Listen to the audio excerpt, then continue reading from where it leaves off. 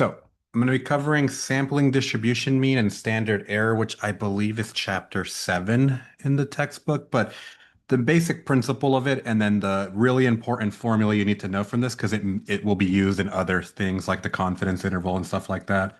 So the basic principle is this: if you have a bunch of data points, right? Just a bunch of little data points, and you don't know anything about how this data is behaving. You might assume it's normal. It may or may not be. Who knows? We don't really know. But it turns out that that actually doesn't matter because what we could do instead is we could pick a sample size. So let's just say we do four, and we pick four random things, right? They got to be simple random samples. And I take the average of these four things, right? And I take their average and I get something like right here, like some value right there. And then I pick another four, like right here. And then I get another average. And I just keep repeating that procedure. I can pick the same values more than once. You can pick it so many different ways, right? But you're just picking everything you can, and you're just taking the average. Now you want to eventually not, use every possible combination, and depending on how big you make the sample size, you'll have more to do. But what happens is if you do this enough, what you end up doing is you create a normal distribution out of this data set. So the sample distribution of sample means is essentially a normal distribution of your data set where you just took a bunch of averages of some size, whatever you choose. It really doesn't matter what size. The key thing is that you do a lot of sampling. Now, the bigger the sample size, the better, because that means you just have more data to kind of compare. But at the end of the day, we just need a lot of it or a lot of sampling. And so, like, the magical number is you do 30, right? If you do 30 of these, you'll be good to go. And so, what happens is you eventually get this mean, which is called the mean of the sample means, something like that. And this is approximately the population mean. We can kind of say, hey, it's behaving like it, right? So we could say like, oh, they're about the same. Again, assuming some certain conditions. And then the standard deviation, well, it's going to be sigma over square root n, right? And we call it the sampling distribution standard deviation or the standard deviation of the sampling distribution. Same thing. But sometimes some people call this the standard error. Okay. So the big thing I want you to take from this little demonstration is specifically this, because you're going to use this quite a bit in computing the confidence interval. So when you see standard error or the word standard error, you know immediately they're talking about sigma over square root n. And then when you do a t distribution, you know they're talking about s over square root n, and it's still the same thing. So we're just going to do a quick example, which is to find the whoops, mean mu x bar and sigma x bar given mu is equal to 10.5, sigma is equal to 3.6, and n is equal to 16. Of course, they can dress this up with like a word problem, but I'm just kind of trying to keep it simple here. And so the basic thing is, okay, what's the formula? Step one, formula. Well, according to this whole sampling distribution mean, mu x bar, well, that's just going to be equal to mu. Like they're just going to be the same number. And then sigma x bar is going to be equal to sigma over square root n. And then step two is just plug in the values. All right, so mu x bar, well, that's just 10.5. No biggie there. And then sigma x bar is going to be 3.6 over the square root of 16. And if we do that computation, square root of 16 is 4, but we get 0.9. There you go.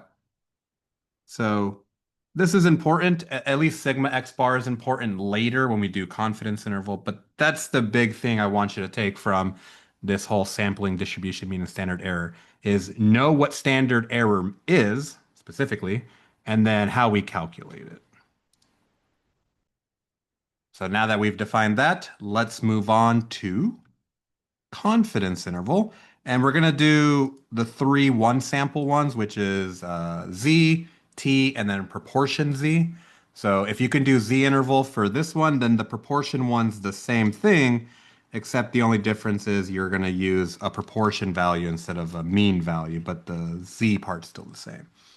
So the basic principle of the confidence interval is if you have this quote unquote confidence of some value where you're like, I'm 95% sure this is going to happen, you basically are saying, well, if I did this sampling over and over again, right? So here's the idea.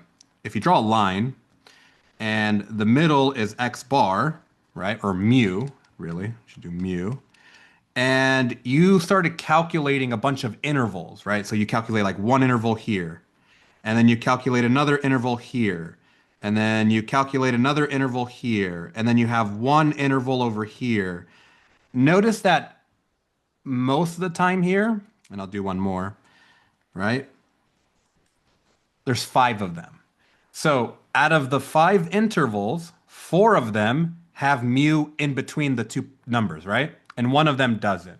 So the confidence level says, because there's four out of five, right? Four out of five. I would say like I am 80% confident that if I kept doing these, intervals over and over again, I keep sampling and calculating the confidence interval, 80% of the time the mean will be contained within that interval. Not it can never have 100%. So here I'm saying I'm expecting four out of the five, which is what happened, right? You have to do it forever, right? You have to do it infinitely many times, and it'll average out to whatever percentage you say. That's what confidence interval really means. Some people will say, like, oh, it's the probability your mean will be between two numbers. Kind of, but that's not the proper way of saying it, unfortunately.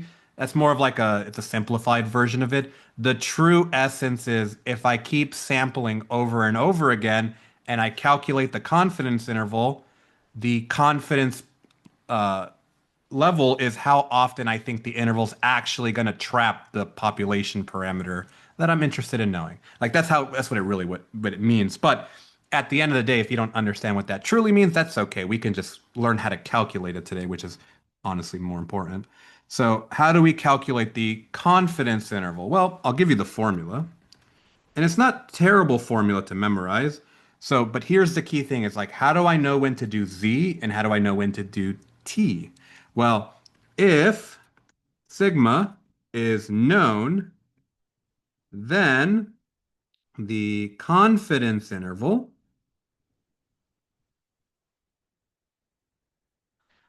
will be, and I just want to make sure that I write this in the correct notation because depending on how you define it, you can write it different ways. Okay, yeah, there we go. So you would say mu is in between the sample mean. On the left side, you're going to add it. The right side, you're going to add it. On the left side, you're going to subtract it. And then you're going to subtract it by the standard error. Okay, standard error. SE, whatever letter you want to use. And then you have to remember, well, what does standard error mean? Sorry, incorrect one. Margin of error. But so it's going to be Z, depending on the textbook, some people might say ME. ME and then ME, where ME is the margin of error. I usually use mo, but I think the textbook uses ME or just M, and is defined as, so let's say ME is equal to Z. Some people use a little star, and then standard error, which is then equal to Z star sigma over square root n, like that. Okay. So if I want to simplify this all down to like a formula I can write on my cheat sheet, so simplified, you can write it like this. X minus Z star sigma over square root n, comma, x bar plus z star sigma over square root n, right? That is the main formula that you would want to write down. Now, the calculator command for this, if you can use the calculator, would be stat test, and then it would be option number. So let's go right here. Stat tests. It would be the option, oops, did not mean to make that too big. Option number 7 right there, Z interval. So that's the one you would do. And then you would do Z interval. And that's how you get to the calculator on your TI-8384. So that's the main formula. And now we're just going to practice calculating those in the next example. So before we actually find a confidence interval, the number one thing that people struggle with is finding the critical value. So I'm going to demonstrate how to find the critical value. So it depends on if you're doing a two-tailed test versus a one-tailed test. If you're ever unsure and you just had to guess, I would guess two-tail because more often than not, that's the one that they're usually doing. But the basic idea is if you're doing a two-tail, what you're doing is you're finding the special number right here and right here. One's going to be negative and one's going to be positive. And this is the special number that creates the outside area of whatever your alpha value is. Now, if you're wondering, well, how do I find this alpha value that you mentioned? Well, we define alpha equal to 1 minus the confidence level. But because we're going to be doing two little areas, we're eventually going to divide it by 2. But by definition, alpha is 1 minus the confidence level. Okay. In hypothesis testing, you'll just be given alpha, but if I give you a confidence level, you would instead have to calculate it from the confidence level. Now, because we're doing two-tail, this is going to be alpha over 2, and this is going to be alpha over 2. Now, here's a little secret. They're both the same number, they're just opposite signs. So if you find one of them, then you automatically get the other one by making it the opposite sign. Most people find the negative one and then convert it to the positive one, or vice versa. So it just kind of depends. Now, a lot of the times they'll use the common ones. So if you ever see these percentages, so if you ever see 90%, you can automatically say it's 1.645. 95%, which I would at least memorize this one because this is the most common one, 1.96. And then another one that you might see is like 99%. I've seen that one quite a few. And you're going to get 2.576, right? And so again, this is assuming a two tail. If it's one tail, it's kind of slightly different. So let's just do an example of finding a critical value. So find the critical value for a 96% confidence level. Okay. Assuming a two-tail test. Again, if they don't tell you it's two-tail, just assume it is, because usually if it's two-tail, sorry, if it's one-tail, they kind of have to make it a little bit more obvious that it's two-tail. So then step 1 for this, okay, is going to be to find alpha. Okay, so find alpha. So alpha is 1 minus the confidence level. Actually, you know what? Let's make step 1 this. 1 or two-tail. And so we're going to say 2. Okay, just say 2. And then step 2 is to find alpha. So alpha is 1 minus the confidence level, which is 1 minus 0.96, which is 0.04. Okay. And then step 3 is to find z alpha over 2. So I do the alpha over 2 when I'm actually finding the z score. So z of 0.04 divided by 2 is equal to z of 0.02. Now, you can calculate this using your calculator. So this right here is the area. Now, it's the left area and the right area, so it's half of each side. So you can use whichever one you want. The calculator by definition will do left area if you have an older one. If you have a newer one, you can use whatever side you want. So, how do I calculate a z-score from an area? Not too bad. So, second quit, second distribution. You're going to do inverse norm. Okay. So, you're going to type in enter. And then you're going to put the area of 0.02. And then because this is a z-score, you just leave the mean and standard deviation as 0 and 1. And then you're going to press paste and you're going to press enter. And then that's your z-score, negative 2.05. And then however many decimal places they say to round to, we'll do 3. Now, because this is a two-tail, right? Everyone see two-tail, you're going to do plus or minus. You're going to use both of them. And that's your z star. There you go. You have found the critical value for a two-tail. If it's a one-tail, you don't do the divided by 2. You just do whatever alpha is, and then that's your z-score. Okay. Now, t-score is the same thing. You just have to do degrees of freedom, which we'll talk about in a little bit.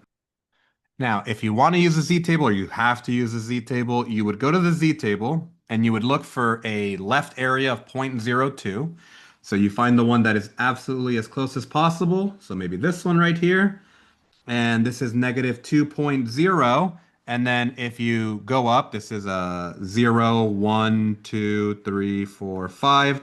So then it would be negative 2.05. And that's exactly what we have, just rounded to 2 decimal places, right? Here's something that may happen potentially. Z table and your calculator will give you slightly different answers because of rounding. So just make sure that you pay attention to that because, very rarely will they ever have, they can't really have both answers because that would be a contradiction. So usually the answers won't be, they'll be different enough, hopefully, I would hope, that you don't have to run into this issue where like, well, which one is it? Because of rounding issue. So shouldn't be a problem. Never really is. But yeah, that's how we find critical values. So then now we can combine all of that. And here's the cool part. If you can do Z, you can do T in proportion. All we're doing is just changing the formula, but the procedure does not change at all. So now let's find the confidence interval. So find the confidence interval given, where'd you go? Apologies, I thought I had the problem right in front of me. Given x bar is equal to 67.30, sigma is equal to 15, n is equal to 100, and a confidence level of 98%. Like that. So in reality, they'd probably give this as a word problem or something like that. But right now, we're just focusing on the structure of this problem. You just have to extract all this information from the word problem. And again, one question I get asked is like T versus Z. How do I know? Well, here's my advice to you. If you're not sure ever, just guess T. T is often the correct one versus Z because Z requires the population to be known, the standard deviation. Chances are you really don't know. So I always tell students, if you see the symbol sigma, it's Z. If you don't see it anywhere and they do not use the word population standard deviation or population variance, it is probably a t-score problem or T problem. So if you have to guess, just guess T. You're probably more likely to be right than wrong, in my experience. So step one, formula. So they say confidence interval, so that immediately tells me, okay, X bar minus Z star sigma over square root n, comma, X bar plus Z star sigma over square root n, right?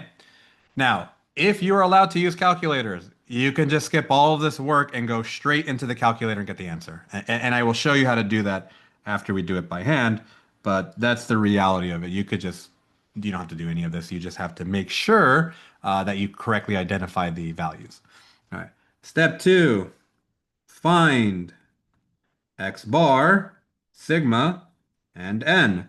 Again, sometimes this will be hidden from you. It won't be in plain sight, but for us, it's in plain sight. I'm just trying to give you a structure for the problem. N is equal to 100. So far we've gotten 3 out of the 4 pieces of information on the problem, right? Step 3, find alpha for z star. Okay? So alpha is 1 minus the confidence level. So then alpha is 1 minus 0.98, which is 0.02. So not too bad. And then step 4 is find z star. Okay? So which is going to be equal to z alpha over 2. Again, how do I know it's two tail or one tail? If they don't tell you, just assume it's two tail. So then z of 0.02 over 2 is equal to z of 0.01, like that.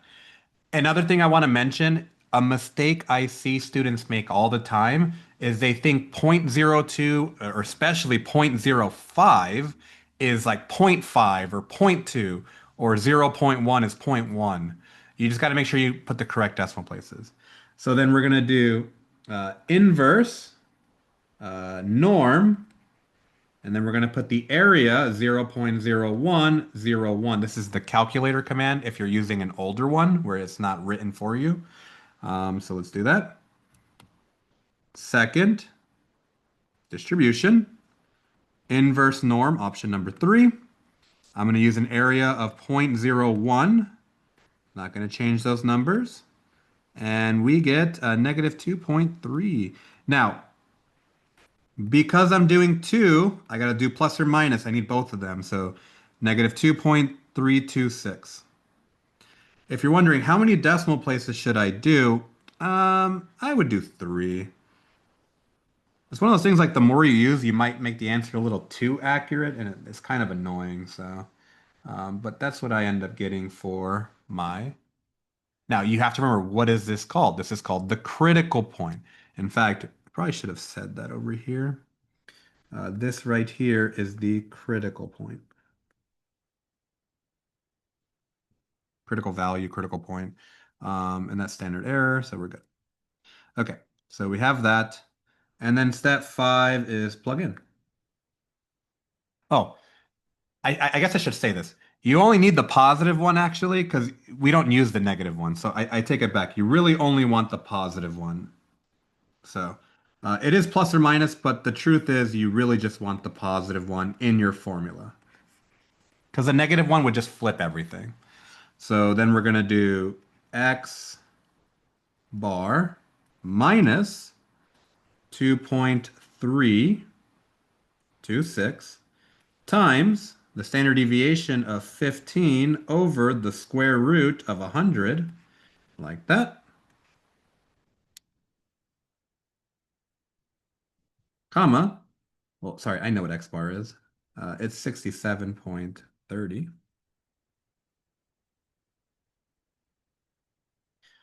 And then 67.30 plus 2.326. And then it's going to be 15 over square root of 100, like that.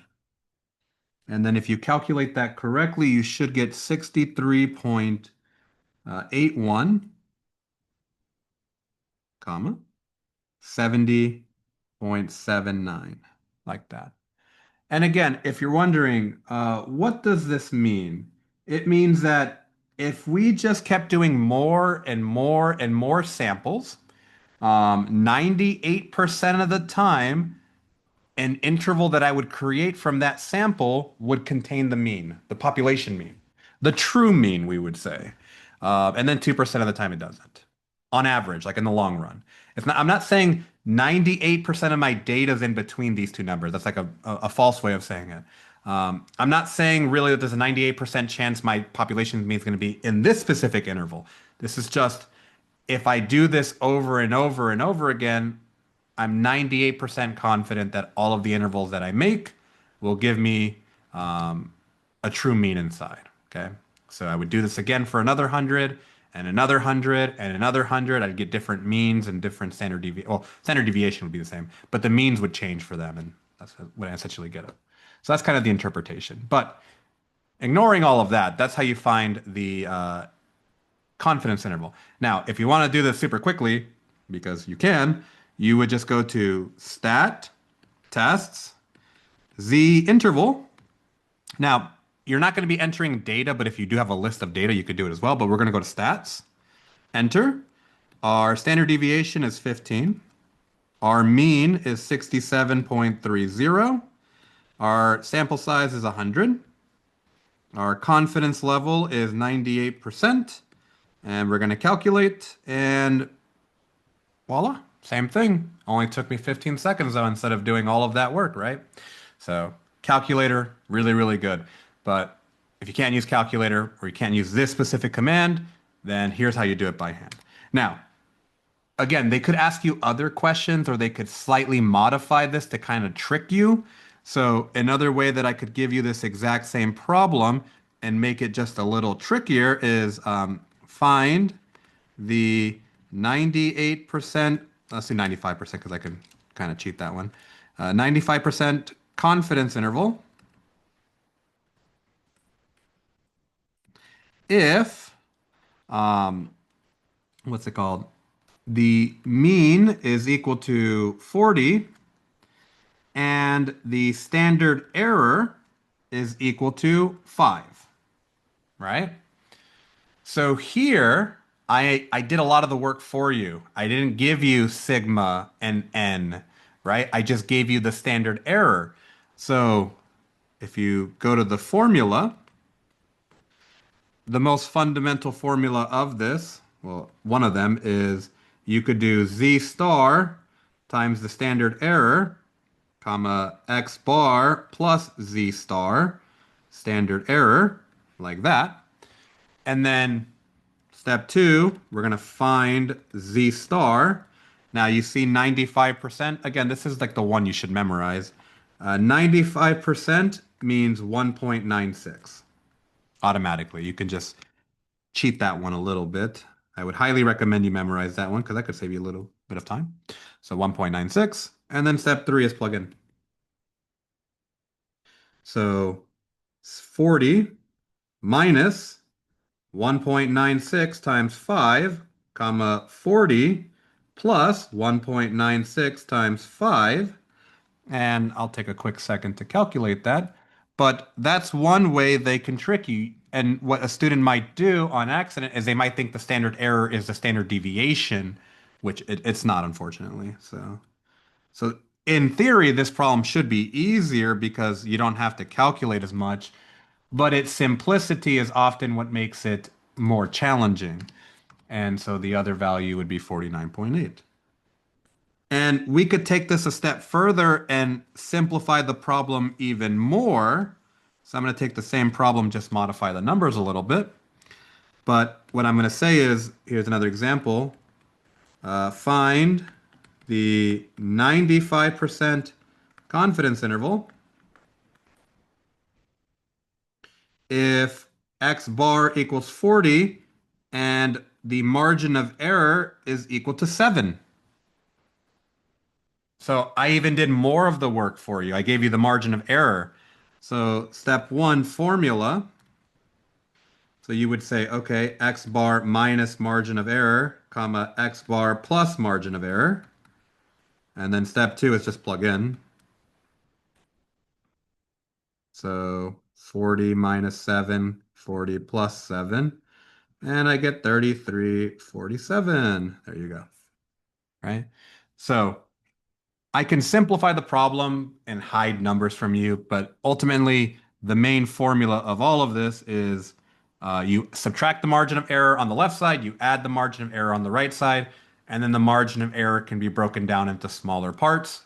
And at its smallest component, you need a critical value, a standard deviation, and a sample size to calculate the confidence interval.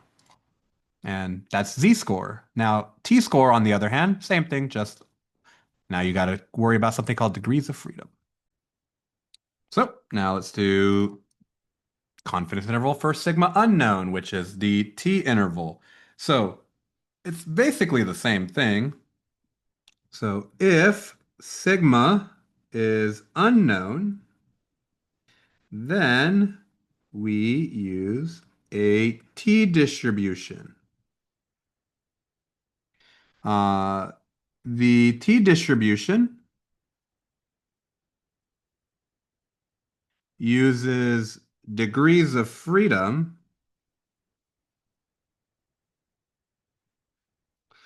Degrees of freedom is kind of complicated to explain, but fundamentally, what it's saying is that we have to kind of fix one number so that we can kind of make it unique and be able to calculate stuff. So by doing this whole n minus one, it's just so that one number is fixed and everything's good. It's like if you think of your chair that you're sitting on right now, 1 degree of freedom could be like you moving side to side.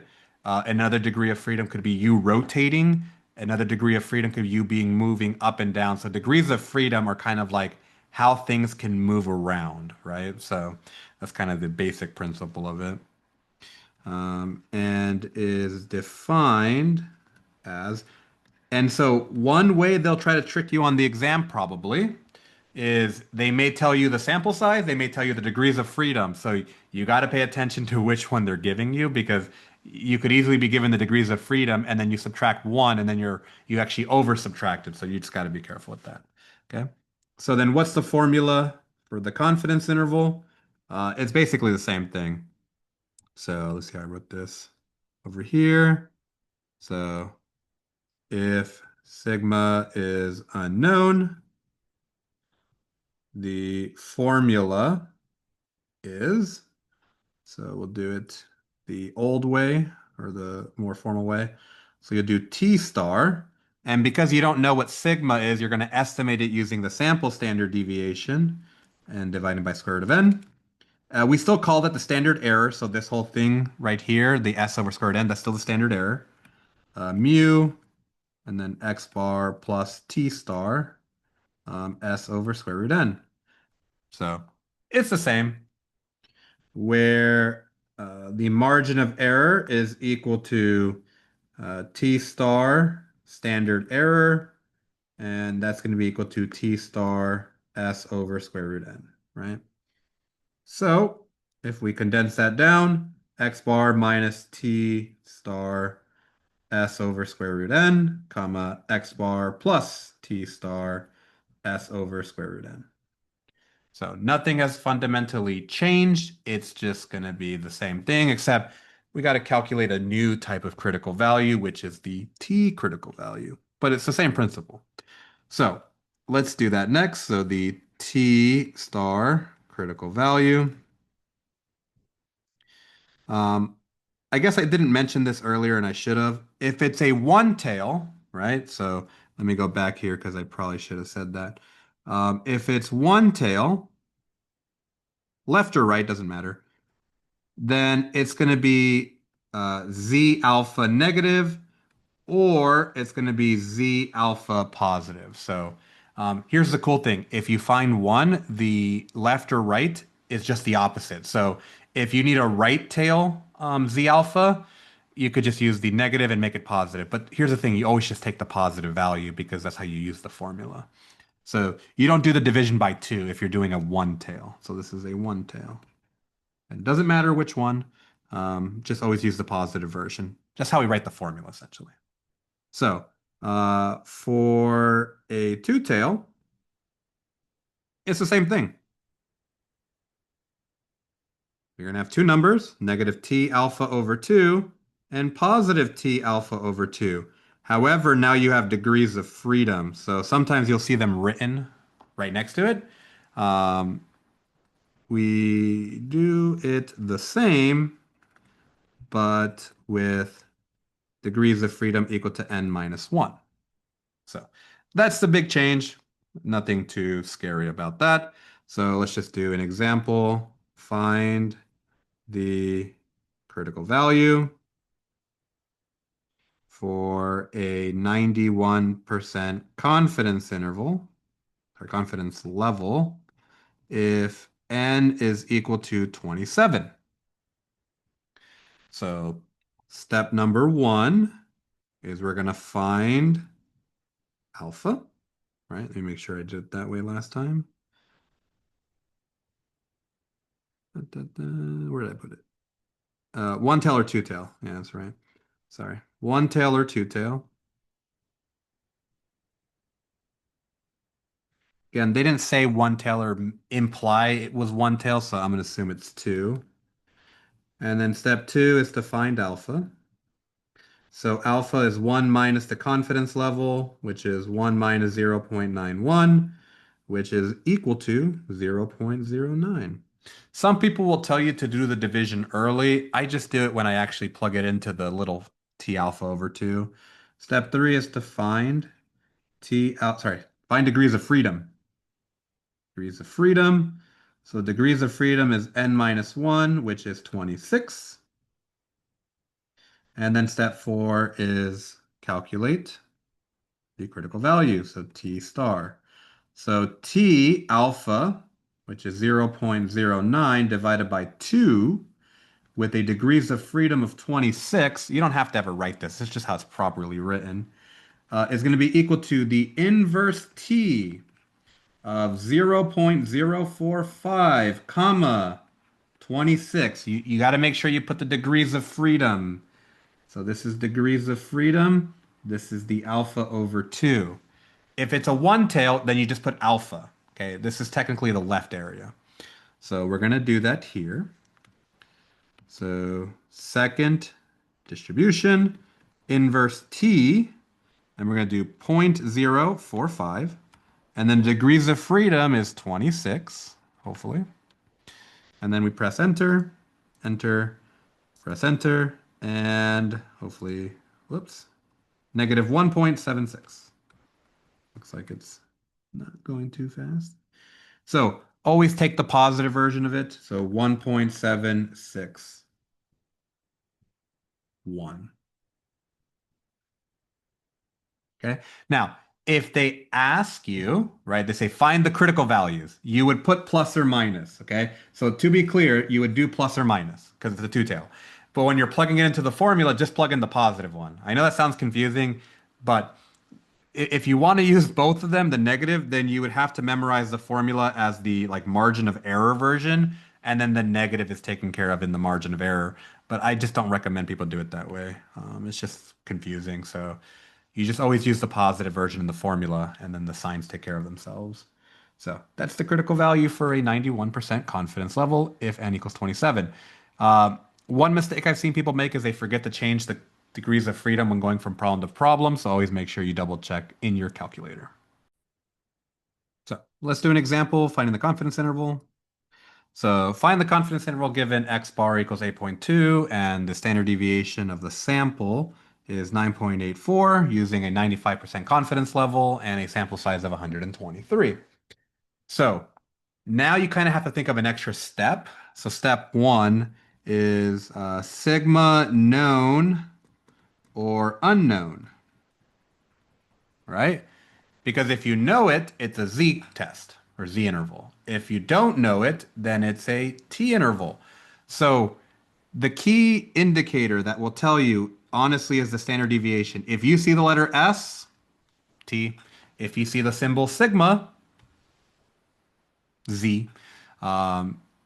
They use the word population sometimes to hide it from you, but very often you can kind of tell immediately because of this right here.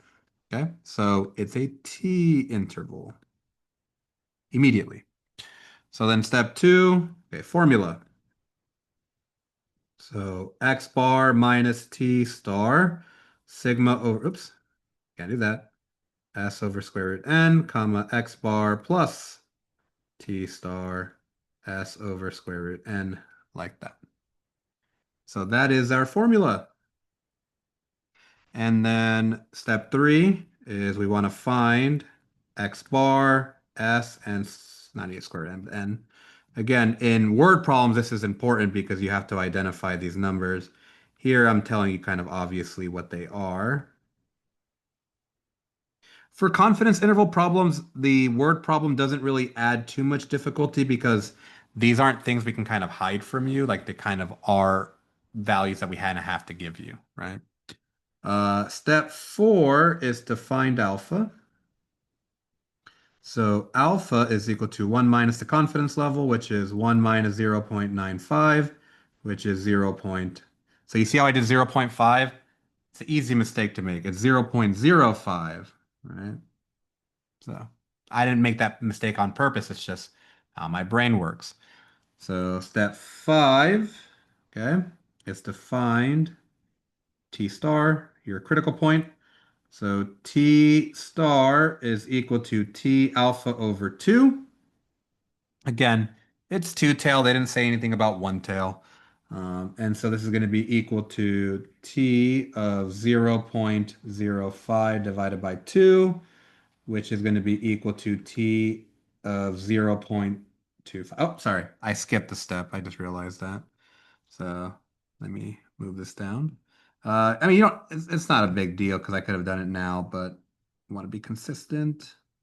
Degrees of freedom. Step 5, find degrees of freedom. Degrees of freedom is equal to n minus 1, which is 123, minus 1, which is 122. And this is 122 degrees of freedom.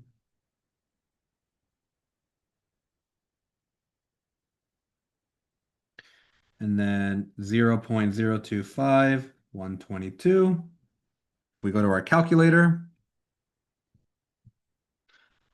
We get inverse t, so second distribution, inverse t, 0.025, and then 122. And we get 1.9 something probably, 1.979, so 1.98. Again, I'm going to use the positive version, so 1.98. And then step 7 is plug in. So x bar 8.2 minus 1.98 times the standard deviation of 9.84. Oops. Over the square root of 123, comma. I'll try to give myself a little bit more space here.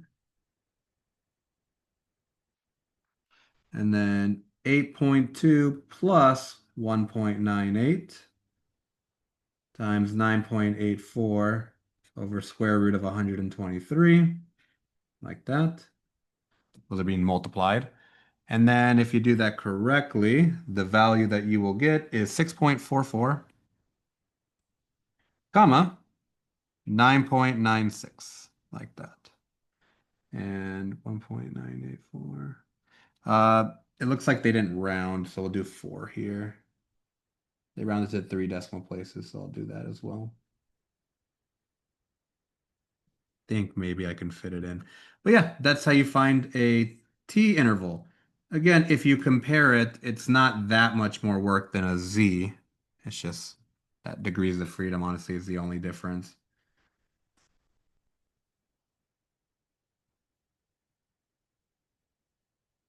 Like that. And that's our answer. Now, if you want to know how do I do this in the calculator, you would do stat, tests, go to option number 8, T interval. My mean is 8.2.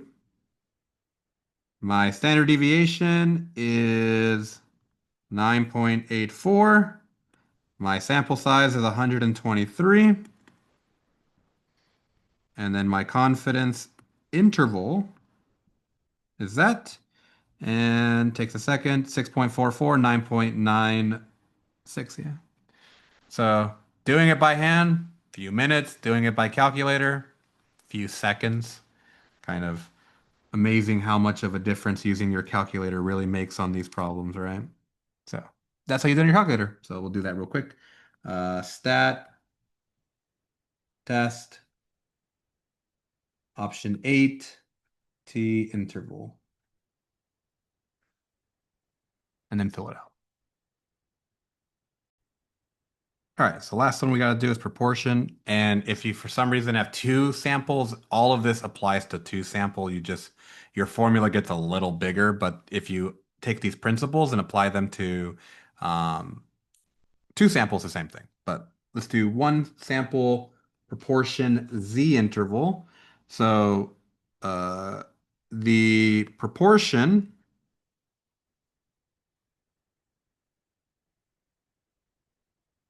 P has a, I guess it's an point estimate, which we often call p hat, which is just x over n. You have to know p hat's x over n. Some people do p bar, but most people use p hat. And the confidence and the formula for the confidence interval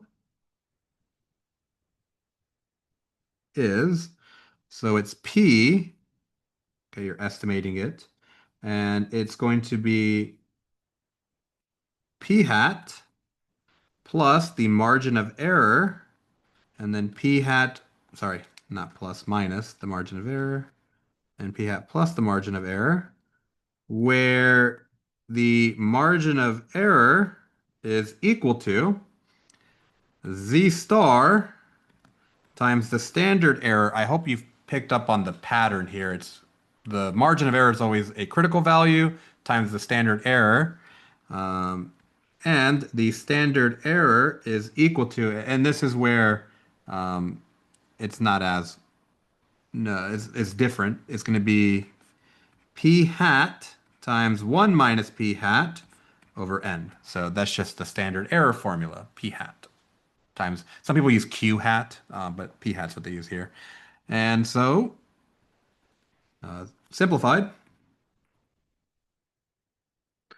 it is p hat minus z star, so it's a z-score, times the square root of p hat 1 minus p hat over n, comma, p hat plus z star times the square root of p hat times 1 minus p hat over n. So that's the main formula you're going to be using for the confidence interval. Now, luckily for us, finding the critical value isn't different. It's the same z-score as, mean, so we don't have to do that part. We just got to practice calculating the confidence interval directly, and then we're done. So that's what we're going to do next. So let's do an example of that. So example, find the confidence interval given x equals 632, n is equal to 800, and the confidence level is equal to 95%. There's two ways they can give you this problem. One's kind of annoying. This one's the non-annoying version of it. So, step one, you'll know it's a proportion one because they'll mostly use the word proportion, and they give you an x value and an n value. If you don't see a mean or standard deviation, it can't be t or z. So the only other option is proportion. So step one is formula. Proportion is either a percentage or an x and an n value. Again, if you don't see a mean or a standard deviation, it can't be the other two. So this is your last option. So p hat minus the square root of p hat times 1 minus p hat over n, comma, p hat plus the square root of 1 times, nope, that's not correct, p hat times 1 minus p hat over n, and that's all under the square root, like that. And so what we need to do is we need to find what is p hat, what is n, and I mean, we're pretty much done. Like this one's kind of nice because once you know p hat, you have to know n to know p hat. So step two, find p hat and n. So p hat is equal to x over n, which is going to be 632 over 800. And you can leave it that way. You don't actually have to simplify it into a decimal. But if we calculate it's 0.79. Okay. And then step three is plug in. because we found everything we need. So 0.79 minus the square root of 0.79 times 1 minus 0.79 all over 800, comma, 0.79 plus the square root of 0.79 times 1 minus 0.79 all over 800. And if we calculate that value, well, we're going to end up, oh, sorry. I forgot the z-score, didn't I? Sorry. I should have paid attention. So there's a z-star. I was like, this is like way too easy. Forgot about the z-score. Can't forget that. So hopefully you write that on your cheat sheet if you have one. So let's move this off to the side over here. That'll be step 4, I guess. Step 3 is to find z star. So step 3, find z star. So z star will be equal to 1.96 because 95%. If you want me to show you that, I can show you very quickly, right? So I would have an alpha value of 0.05, but then I would divide that by 2, so I do second distribution. Inverse norm, 0.05 divided by 2, and you can actually do that in the calculator. And I will get negative 1.96. I take the positive version, we're good to go. But again, 95% is worth memorizing. So 1.96 and then 0.79 like that. And then 0.79 plus 1.96. And now if I calculate that correctly, I will get 0.762, comma 0.818 like that. And that's my confidence interval. And that's step 4 now. So how do I do this on my calculator? Well, pretty straightforward. So stat, test, and you have to go down a little bit further. It's called a one prop Z interval, option A. Press enter. Now you see how it needs X. So that was 632. And then N is 800. And then 95. And hopefully we get the same thing. Slightly rounded off, but that's okay.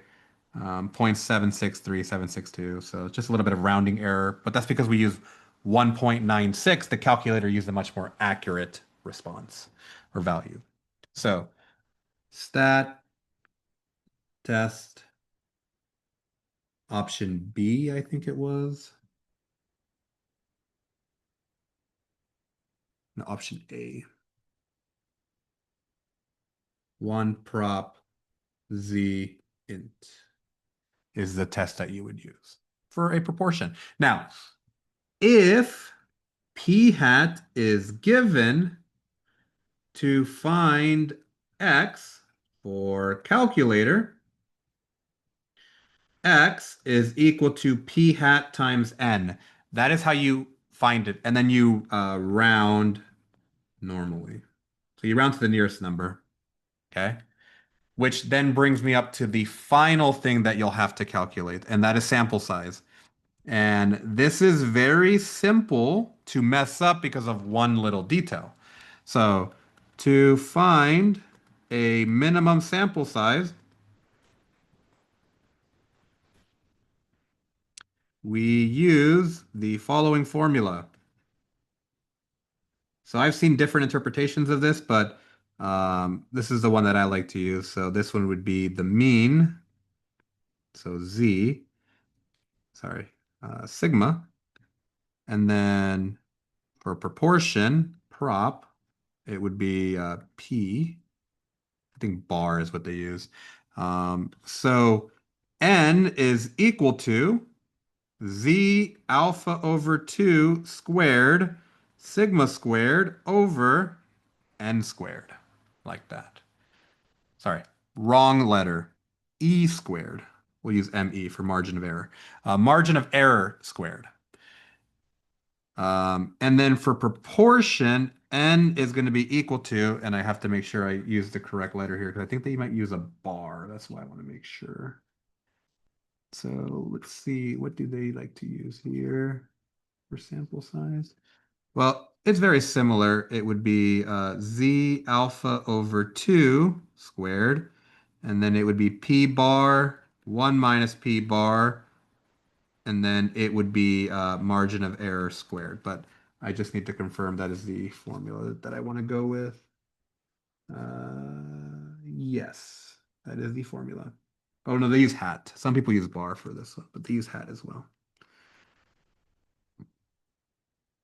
Now, this is kind of like a nuanced thing. If they, I don't think it, I mean, who knows, but if p hat unknown, assume p hat equals a half. It's just the best assumption to make, honestly. So that's something to think about. But an example, find the sample size needed if uh, sigma is equal to 10, margin of error is equal to 3, and confidence level is equal to 95%. Okay? So step one formula, n equals z alpha over 2, sigma squared over margin of error squared. Step two, find z alpha over 2. So my alpha value is 1 minus 0.95, which is equal to 0.05.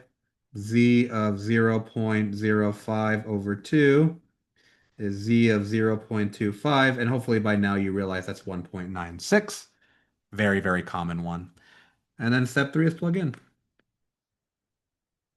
So N is equal to 1.96 squared times 10 squared over 3 squared. And you really have to pay attention to this because usually you might see two answers, one where it's rounded correctly and one where it's rounded incorrectly. And what you have to remember for this problem is the rounding rules that you are familiar with, four or less, round down, five or more, round up. You are not going to apply this to this problem. Rather, no matter what the decimal says, so in this case, you're kind of lucky. But if it was 42.01, it doesn't matter what the decimal place is. You always round up. Always round up. Because I guarantee you, if you round correctly, like you're supposed to not round up, the answer will be wrong. Because the idea is it's better to overestimate and take more samples than to underestimate and not sample enough. So it's always better to round up in that case. So with that example, we've covered pretty much everything you need to know for confidence intervals. The only thing left that we're going to need to talk about is how do we apply this to hypothesis testing, right? But for the proportion sample size problem, you just find p hat and then plug it in just the same. So you'd get another similar problem. So the next thing we're going to talk about is hypothesis testing. And there's kind of a lot of elements to this, but I want to focus on the most important things that's going to lead you to success on these. So the first thing is the null and alternative. Null and alternative. Hypothesis. That's not spelled correctly, probably. So the null hypothesis, which we call H naught, is basically what you believe to be true. And you always have to remember this with any hypothesis testing. Your job is not to prove that you're right, i.e., the null hypothesis. It's whether to prove you're wrong, right? Can you make me change my mind? You're not trying to prove that I'm right because I already think I'm right. That's kind of the idea you want to think about. Okay. So there are three ways that we can do the null and alternative. And I'm going to do it for the mean. So we can do a two-tail where I assume that something is equal to some number, right? Whatever that number is. And then the alternative is it's not equal to that number. Okay. And then the other alternative I could do and null hypothesis is I can assume that the alternative is it's less than that number. Well, then the opposite has to be greater than or equal to. So the alternative will never have an equality, right? There's never equal. And the null always has an equal somewhere.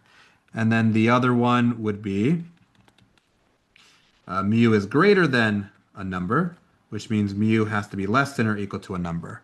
So we call this two-tail, call this left tail, and we call this right tail, right? That's the first key thing you have to understand. You have to find the correct hypothesis because that's going to give you the correct critical value. It's going to give you the correct p-value and all of that stuff, right? So you just have to make sure you know which one you're doing. And again, the alternative never has the equal symbol. Like there's never a less than or equal to anything. And the null always has to have an equal sign. Okay? So that's the main thing. One thing I briefly want to talk about is type 1 and type 2 error, and then we're just going to get straight into actually doing hypothesis testing. So, in the simplest way that I can explain type 1 error, if I had to say this in one word, it's how gullible you are. It's gullible. And then type 2 error, in one word, is how stubborn you are. So type 1 error is basically someone tricks you into changing your mind when you shouldn't have. Okay? That's what you think of type 1 error. You rejected the null hypothesis, your original opinion, because someone convinced you that you were wrong, but you were actually right. Type 2 error is where I am actually, like, what I'm trying to tell you is true. Like, what I'm trying to convince you is the alternative actually is true, but you tell me, nah, I'm not going to change my mind, right? So you're stubborn. The example I like to use is a boat. You're on a boat and someone tells you, hey, it's sinking. And without looking, type 1 error says, oh, I believe you. And you run off the boat, but the reality is they were lying to you. It wasn't sinking. That's type 1 error. Type 2 error is, hey, the boat's sinking. We need to get off. And you're like, you're lying to me. I'm not going to get off. I'm going to go back to my room. Turns out it actually was sinking and now you're dead, right? So that's type 2 error. So this is the probability of rejecting H naught given, sorry, I already said that. H naught is true. That's the more formal way of saying it. And then this is the probability of failing to reject H naught, given H naught is false, right? These are two ways of saying it. There's other ways of saying it. The probability of rejecting H naught given that the alternative is false, or the probability of failing to reject H naught given the alternative is true. So that's another way of saying these as well. H1 is false. H1 is true. You have to remember with hypothesis testing, you're always assuming that the null hypothesis is always true at the beginning. Innocent until proven guilty. You're never proving someone is innocent. Your job is to prove they are guilty because we assume they're innocent, right? You'll never prove someone is innocent because that is already assumed to be true. So that's type 1 and type 2 error in kind of a nutshell. Type 1, you're a gullible person. Type 2, you're a very stubborn person.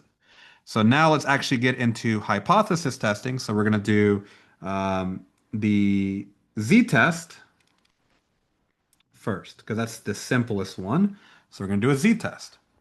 Now, there are two methods that you can do. One's called the critical value method, and one is called the p-value method. So I'm going to show you the p-value method first because they're equivalent, like meaning they give you the same conclusion.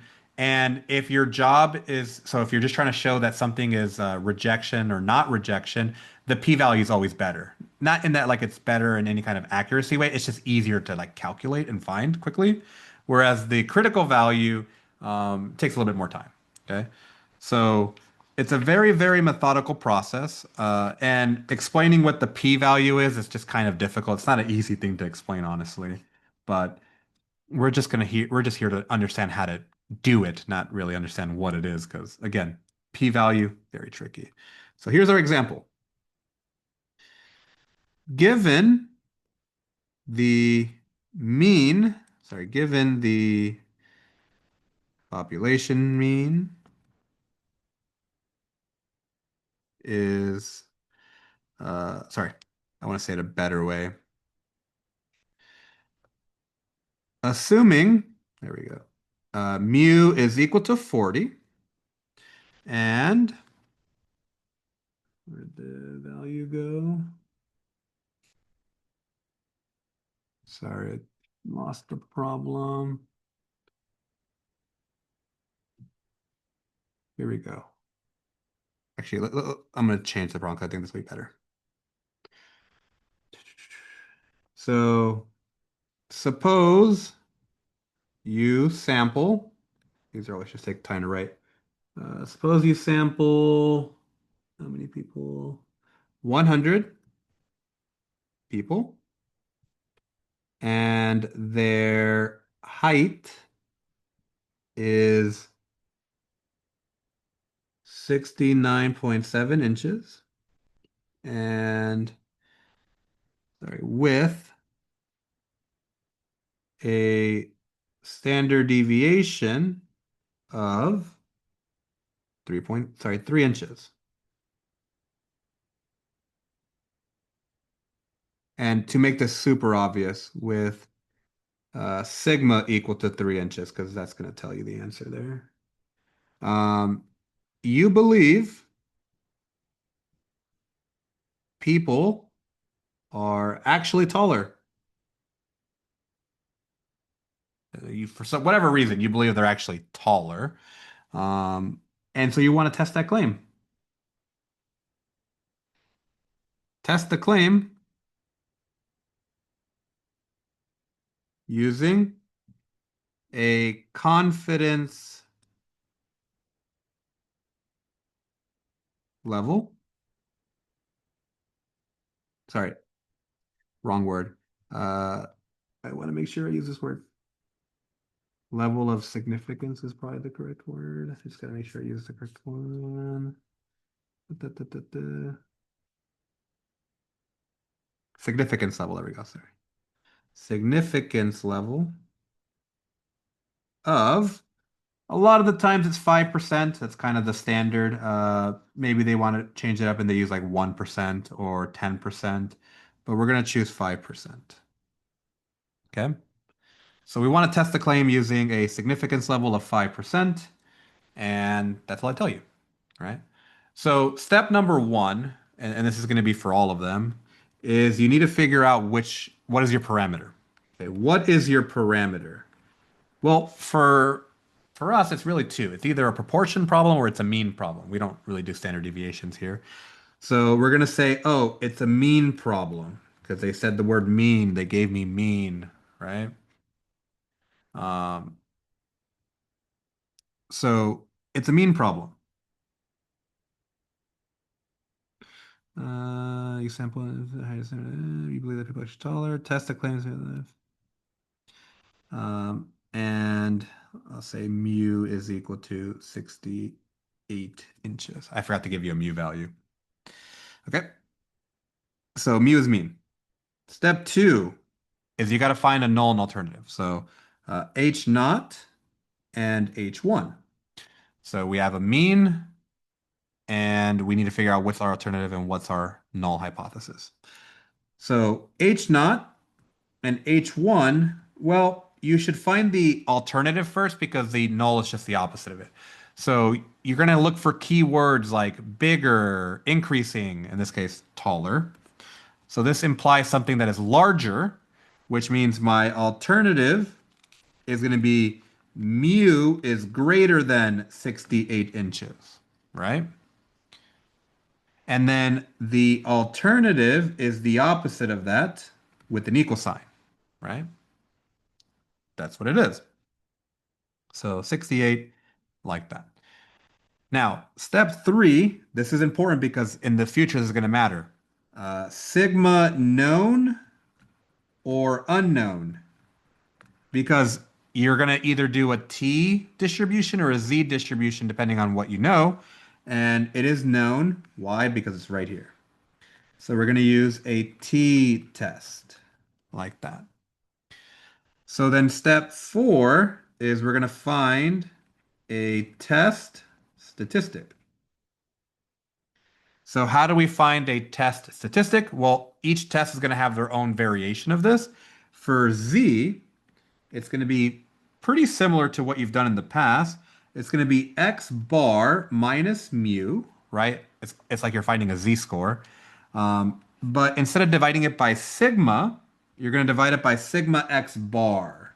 So in case you forgot what that is, it's the standard error, so it's going to be this right there. Okay. And then we calculate that. And we're going to get, so X bar is the one that we calculated, 69.7. And then the mu that they gave us, it gave us some kind of reference point is 68. And then we're going to divide it by 3 over square root of 100. Okay. So you would plug that into your calculator. Now you got to be careful here because if you don't put parentheses on the numerator, you could get the wrong value. So 69.7 minus 68 divided by, left parentheses, 3 divided by second square root 100, like that. And I get 5.667. So Z is equal to 5.67. That is my test statistic. The key thing is you got to put parentheses. The parentheses are oh so important. Okay. Then step 5 is to find the p-value. Okay, so find p-value. Now, if you're wondering, how do I find the p-value? Here's the nice thing. It's just an area. So p-value is equal to the area to the left, right, or outside of test statistic. Okay. So if it's a greater than problem, it's going to be a right area. If it's a less than problem, it's going to be a left area. And then if it's a not equals, it's going to be an outside one, which we'll show you how to do. So we see greater than here, which means we're going to do a right area. So then we're going to do, and this is important, we're going to do norm CDF, and we're going to do 5.67. And I'll show you how to do this in the calculator right now. Comma 1E 99, comma 0, comma 1, since you did a z-scored. So we're going to do second distribution, normal CDF. We're going to do 5.67. And we're going to do 1 second E 99, 0, 1, paste, and we get a z-score, sorry, a p-value. Now, whenever you see that E9, like E -9 or -6, that really just means like 0.00000. So in this case, the p-value is equal to 0. As soon as you get a p-value of 0, you're automatically going to reject. Okay. And then step 6 is p-value versus alpha. Okay. Which is the level of significance. So this right here, significance level, that's alpha, right? So if your p-value is greater than alpha, you fail to reject H naught. If your p-value is less than alpha, you reject H naught. So 0 is less than 0.05, so we're going to reject H naught. What that means is there is enough evidence to say that the null hypothesis is not the right choice, and we're going to jump to the alternative hypothesis, right?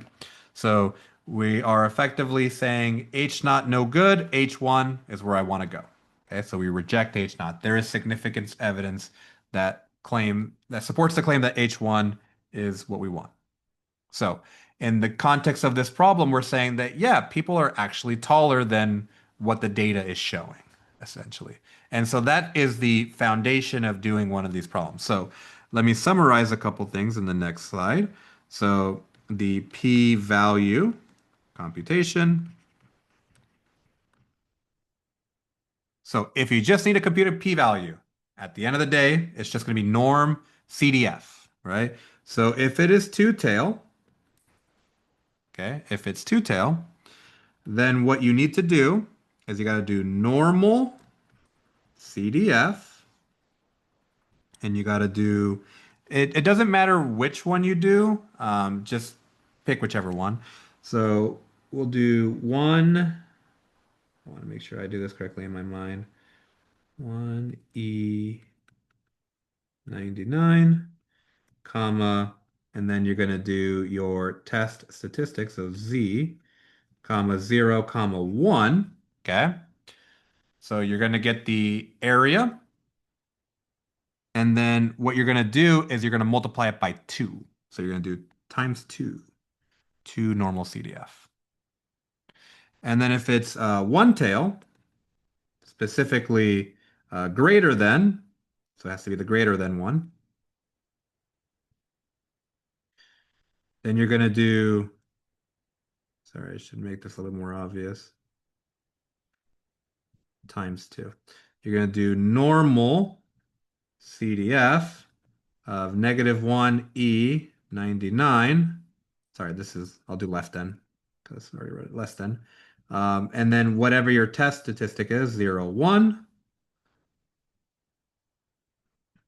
And then if you're doing one tail greater than, you're going to do normal CDF, your z-score, 1E99, 0, 1, like that.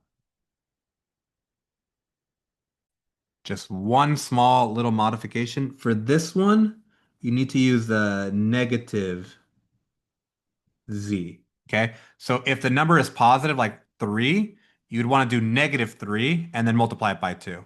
And then this one right here, for one tail less than, it could be positive or negative. Usually it's negative.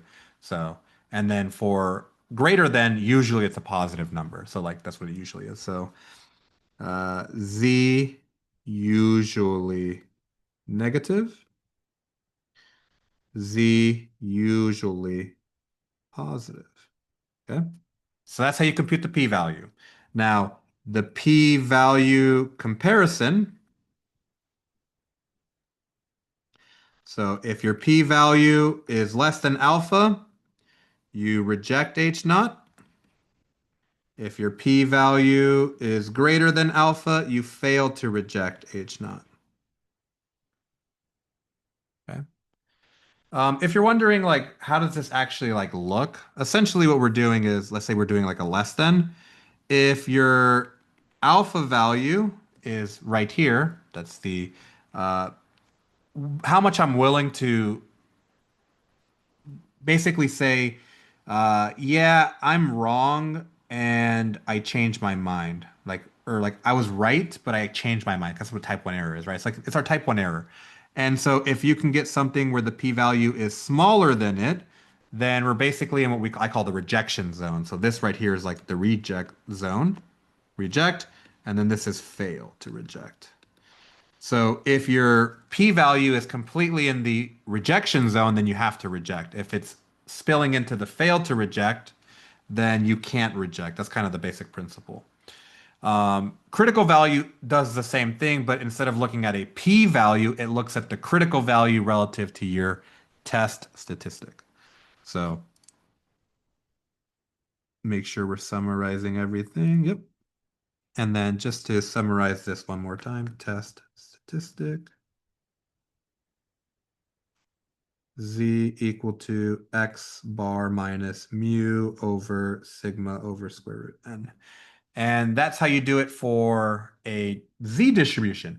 Now, a t distribution uses all of this again, but instead of it being z, it's the letter t, and instead of sigma, it's the letter s. And then instead of normal CDF, you do t CDF. You just change everything to the letter t, and you pretty much have the same result.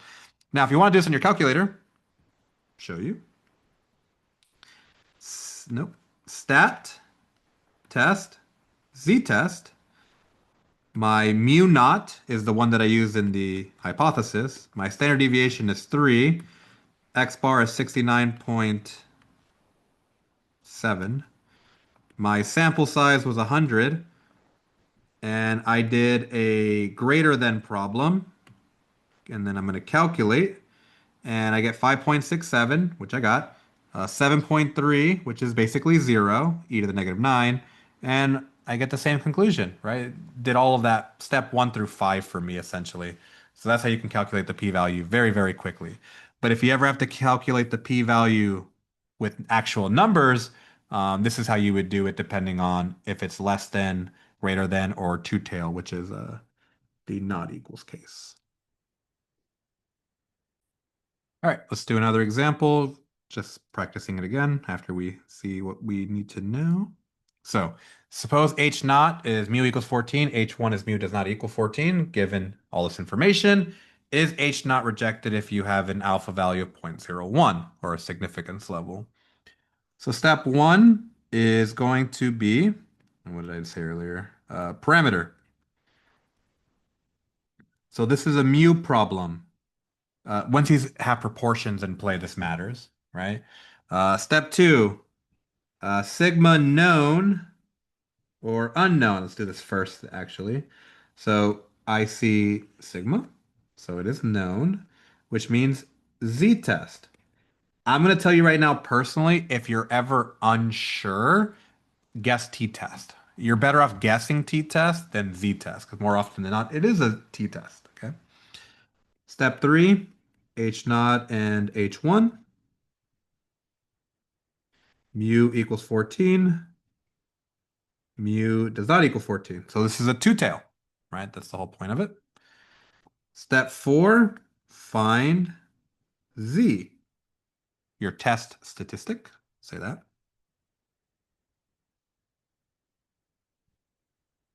So Z is equal to X bar minus mu over sigma over square root n. And so X bar is going to be 12 minus 14 over 6 divided by the square root of 48. And if we calculate that correctly, we get negative 2.31. Word of advice, if you ever get a z-score that's like huge, like 30, 40, or negative 30, negative 40, I would double check. A very common mistake people make is they don't put parentheses around the numerator and the denominator. You got to pay attention to that. Step 5, find p-value. So this is a two-tail. So I'm going to do normal CDF negative 1 E 99 comma negative 2.31 comma 0 comma 1.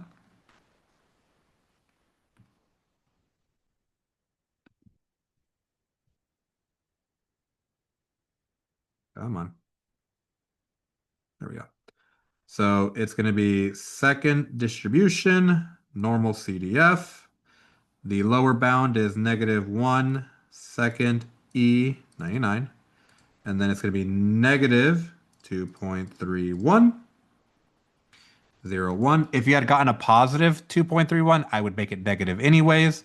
Press enter, paste, and then you're going to multiply that number by 2 because there's two sides to it. So the p-value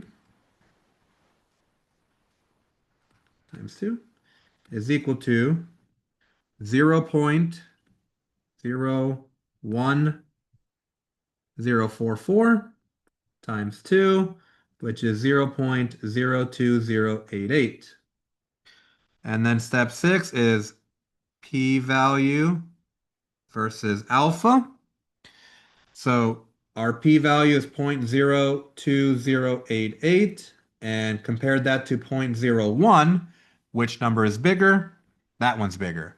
So this means I fail to reject H naught.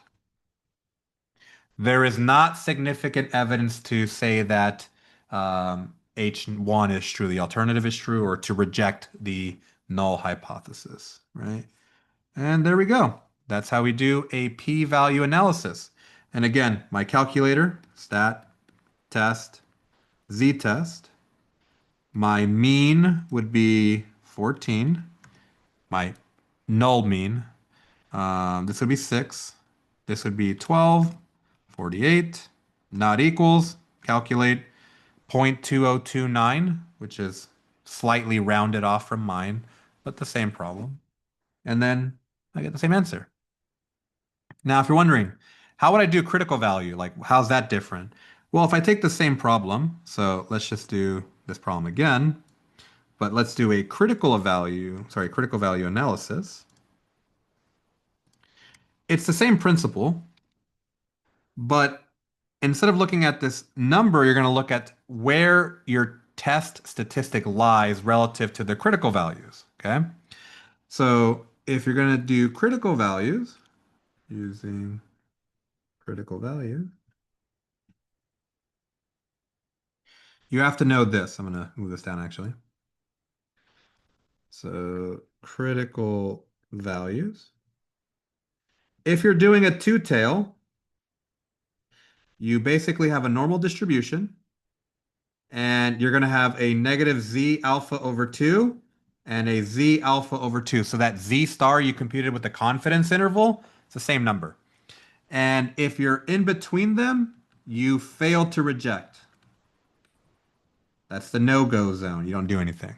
And then if you're outside, you reject H naught. You reject H naught. So that's how you do critical value. So you have to find Z alpha over 2, and then you see where your test statistic lies on that. So step 1, okay, is going to be find one tail or two tail. So one or two tail. Well, it's a two tail. If it's one tail, it's the same thing. If it's negative Z alpha, this is reject H naught, and then this is fail. So that's less than. And then positive Z alpha, this is reject H naught. And then the other side is the fail to reject, right? So it's two tail. Step 2, find alpha. So alpha is 0.01. Step 3, find Z alpha over 2, your critical value. So Z of 0.01 divided by 2 is Z of 0.005, which should be like 2.645 if I remember correctly, but we'll do second distribution, inverse norm, 0.01 divided by 2, and then we get negative 2.575 or 576, plus or minus 2.576, like that. And then step 4 is find test statistic. So Z is equal to 12 minus 14 over 6 divided by square root of 48 and 100. And that's equal to negative 2.31. And then step 5 is compare. So the way I like to compare it is I like to graph it. So I'm going to graph the distribution. And I got negative 2.576 and positive 2.576. And my number, this one right here, is right here. That's in the fail to reject zone, right? This is fail to reject. If my test statistic was like 3, like if it was out here, that would be the rejection zone, but it's not. It's in the fail to reject. So you get the same answer. So if they want you to find the critical values, Remember, anytime they ask you to find the critical values, the method is this, right? You just do the inverse t for a t-score and the inverse norm for a z-score, right? It's all the same.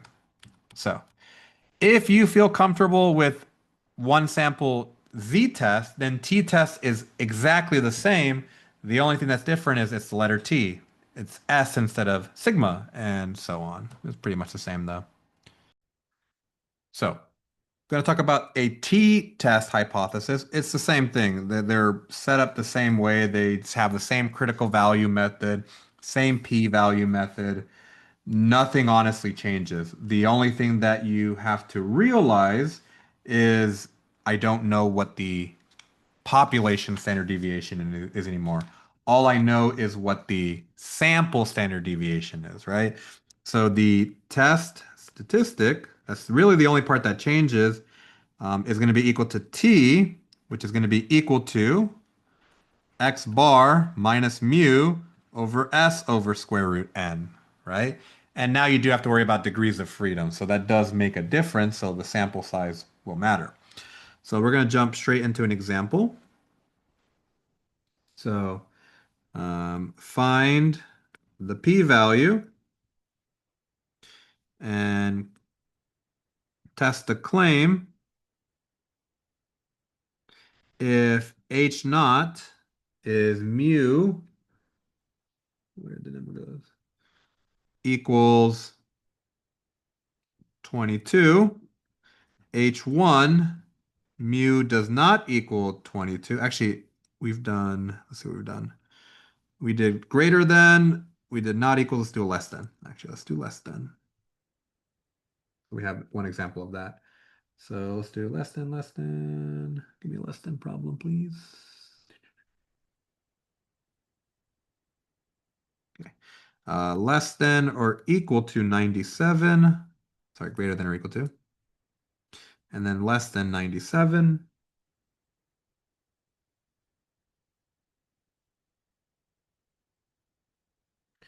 Okay, that did not work out because they don't give me the value. Actually, I could just use one of these right here.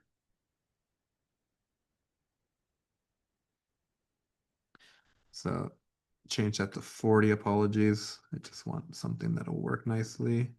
40 if x bar is equal to 46, s is equal to 10, and n is equal to 26,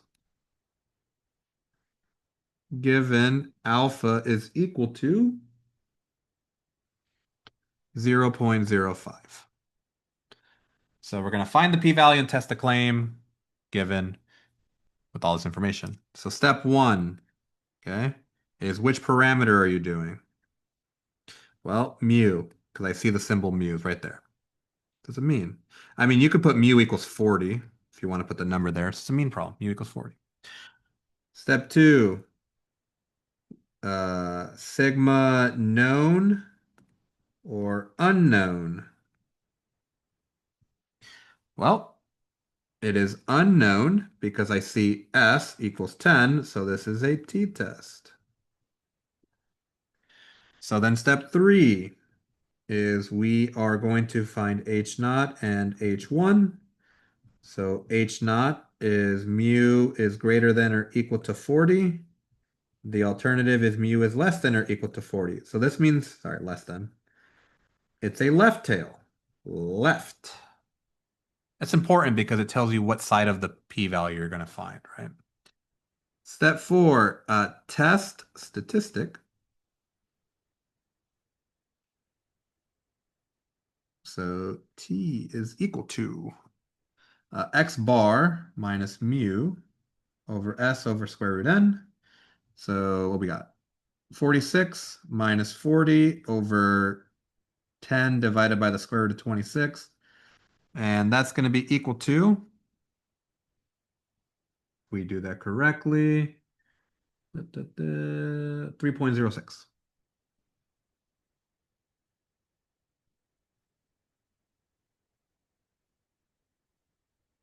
Now, Step 5, okay? So if you want to find the p-value, you need degrees of freedom. So find degrees of freedom. So degrees of freedom is n minus 1, which is 26 minus 1, which is 25. Yep. And then step 6 is find p-value. Same principle, but instead of using normal CDF, you're going to use T-CDF. So p-value is equal to 1 negative E99, comma, negative 3.06, comma, and then you put degrees of freedom, right? So actually, I don't remember the command off the top of my head, so let's find out. So second distribution in T-CDF, there we go. So, yep. And then degrees of freedom, which is 25 plus degrees of freedom, that's T. So again, if you're wondering, why are you doing the negative? It's just because I want the left area of the curve. If you do the positive, it's going to give you basically almost like 1, and you don't want that. Unless your calculator can do like right, left very easily. Or you could find the right area by doing positive 3.06 to positive infinity. But this just allows me to not have to do that. And then degrees of freedom. Oops, I forgot 0 right there. 25. They will try to trick you sometimes by giving you the degrees of freedom in the problem, and then you accidentally over subtract. So be careful with that, okay? Sometimes they'll try to trick you. Uh, we get that number, but we got to multiply it by 2, right? So times 2, and we get 0.05. So don't forget the times 2, which is equal to 0.0022, was it 22? 26. 0.0. That's a really small number, 0.005. That's less than 1%, so that's easily a rejection. And then step 7 is p-value versus alpha. So 0.005 and then 0.05. This is smaller than the alpha value. So we reject H naught. There is sufficient evidence to conclude that H1 is the way to go. Okay. So that's how you do a test with T. Proportion, you just do the same thing, but change everything back to Z. And then instead of X bar and S, it's just P hat. So, and then if you're wondering, how do we do critical value for this? It's the same thing as we did here, but you're going to use a T score, a T star value, and you got to find degrees of freedom and all that. So it's a very repetitive procedure. The only thing that changes is like the little details, like how do you calculate the test statistic? How do you find maybe degrees of freedom and just stuff like that. But everything is basically the same in terms of structure. If you want to use your calculator for this one, show you really quickly. Stat, test, t-test. And then we're going to change these numbers to 40. Let's see, 46, that was the value, 26. Sample size. So here they want the sample size, not the degrees of freedom. And we want less than, so we calculate, except I think I mistyped something. Let me go back. Yeah, that's not supposed to be 26. That's supposed to be 10. I was very scared that I did that all incorrectly. So this is supposed to be 10. There we go. And now you notice how they give you a p-value of 0.997. Well, actually, now that I think about it. So I just realized I made a stupid mistake because I was thinking it was a not equals problem, even though I clearly wanted a less than problem. So I should have not have done that, the times two. So I guess the best way of fixing this would be to recalculate this. So you don't need to do the negative thing right here because this is not a 2. So if we go back and actually calculate this correctly, so let's do that. And I hope if people are watching this, you watch the entire example before you move on. So let's do second distribution, inverse, sorry, no, TCDF. And then we do a positive. and then you get 0.997. You'll almost never get a p-value this big. I just chose a problem that they originally designed to be a greater than, and I changed it to a less than. But you would definitely fail to reject here, right? So your p-value would be 0.995. That is clearly bigger. Fail to reject. Okay. The mistake I made is I assumed it was a not equal, so I did the times two thing, which is not the problem. This is a less than problem. So small little error there. Well, not small, but at least we caught it. So let's do proportion now. The only thing that you really have to pay attention to in terms of what actually changes is the test statistic. It is going to use z interval and the way you calculate the z-score to get the p-value. It uses z is what I meant to say. Now, there's something kind of interesting about this. So earlier I said that critical value and p-value give you the same answer.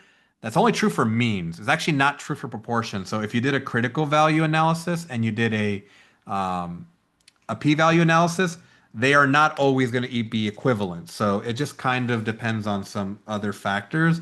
So you really do want to pay attention to which one they require you to do. But most of the time with proportions, we usually do p-value analysis anyways. But theoretically, they're actually not equivalent. It's this whole thing about, I believe, bias versus unbiased estimators. And that's kind of the problem that you run into.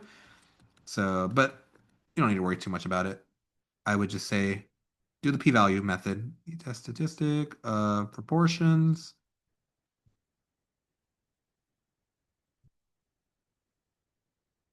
is, so it's going to be a z-score, and I want to make sure I get this correct. Yep. It's a p hat minus p naught over the square root of p naught times 1 minus p naught over n. So where p hat is x over n, and P naught is given. That's like your assumed value. Now, something to keep in mind, if you see words like majority, um, half, etc., then P naught is equal to a half. Okay? So those kind of values will tell you like, hey, it's a half. So like majority actually implies like a greater than problem, and then minority implies a less than problem. So sometimes they kind of try to trick you with that. So the H1 P naught less than a half, that would be like a minority, and then H1 P naught greater than a half, that would be like a majority problem. Like we want a majority of votes or something like that, or more often than not, this type thing is what they'll kind of use. So let us do an example of calculating the proportion p-value. So example, test the claim.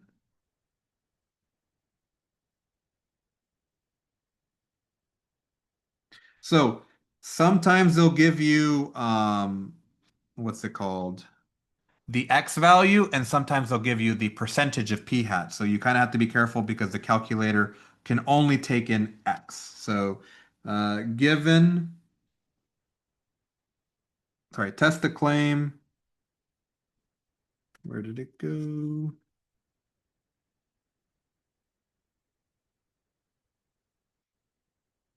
H naught P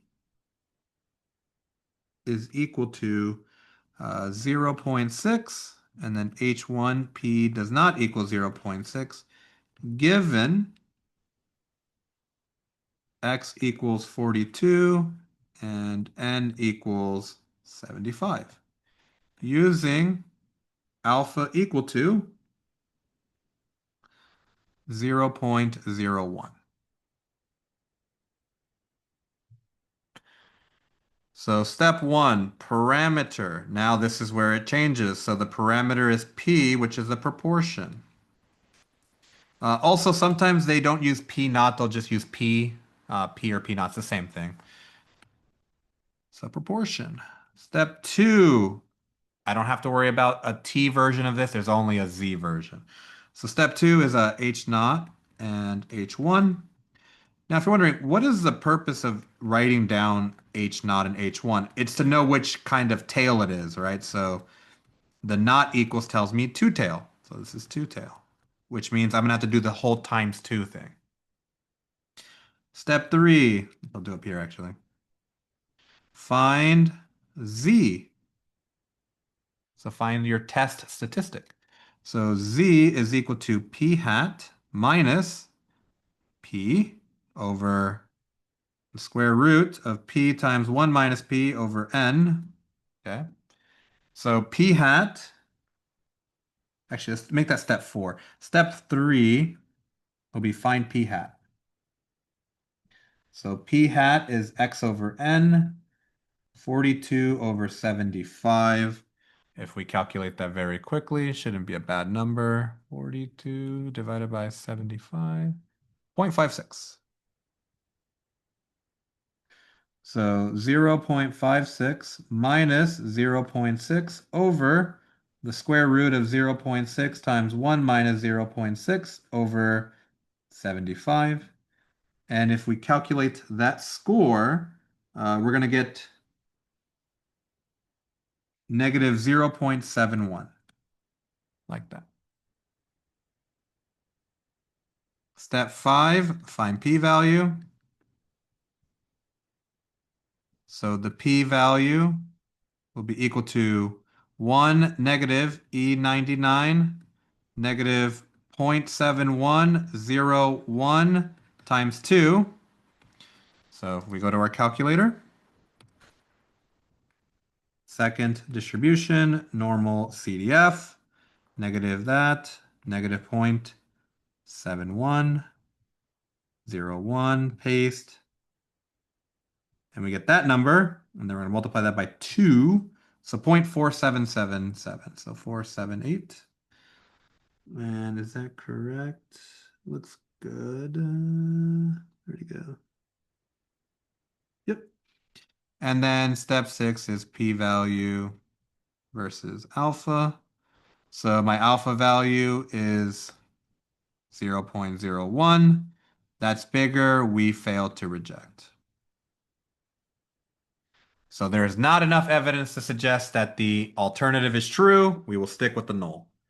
And that is how you do proportion. So hopefully through this video, you've realized that hypothesis testing at its core, it's all very similar, right? And again, if you want to do the calculator for this, stat, test, scroll all the way down to one prop z test. Oh, I must have skipped it. Right there, one prop z test is number 5. Um, P naught was zero point 0.6. Notice here they asked for X, which was 42. 75, not equals. Calculate. And there we go, 0.479. Pretty close to what we have.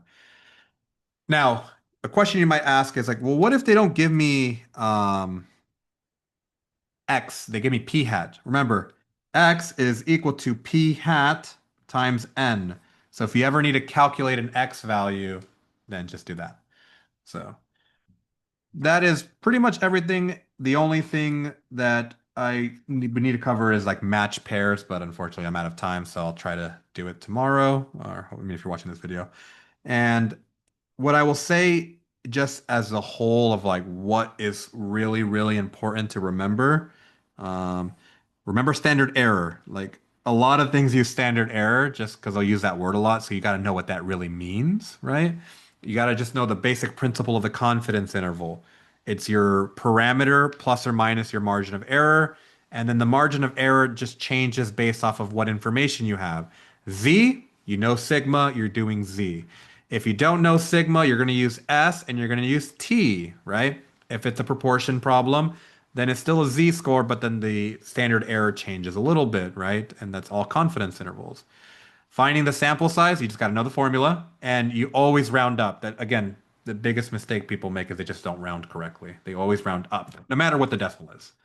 And then hypothesis testing, it's all the same, just changing the formulas a little bit here and there. And then two samples the same, except just there's twice as much numbers to keep track of. But besides that, it's all very similar. So, best of luck.